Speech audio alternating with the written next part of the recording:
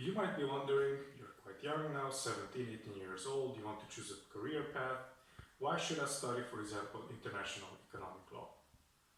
As you can see, after the UK left the European Union, the UK will be in need of concluding new trade and investment agreements with other countries on the planet.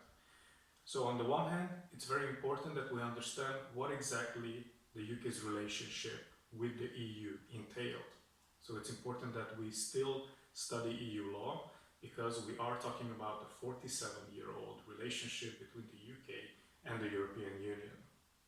Also, it is important to understand the broader picture of how exactly international economic agreements are concluded. Because it is not only a question of law, it is often also a question of policy and a question of power play as well. The world around us is changing, and in many ways Europe and the UK's share of the world economy is shrinking every year. We have powerful new players like India, China, Brazil, Russia, who exert their own influence in international economic relations.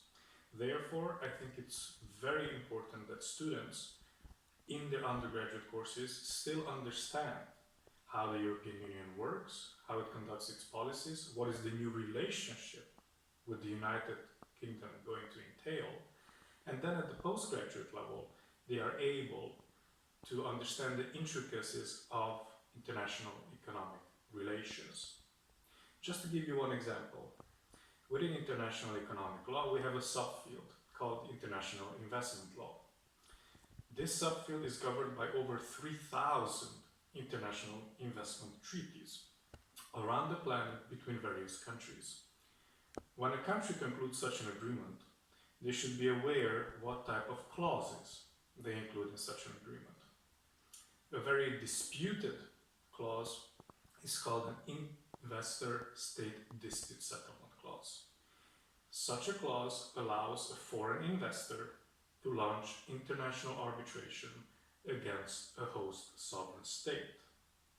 Now, there's always two sides to a story.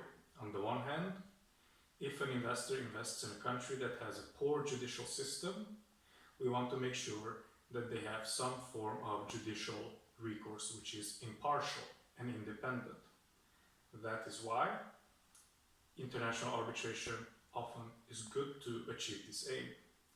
On the other hand, we also have to be very careful in how we draft these clauses and what type of powers we give international investors.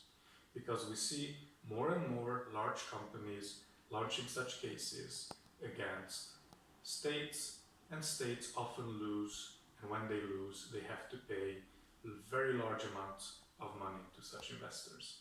So of course, if the United Kingdom wants to conclude new investment agreements, having left the European Union, then it has to be very careful in what clauses it chooses to include in such agreements.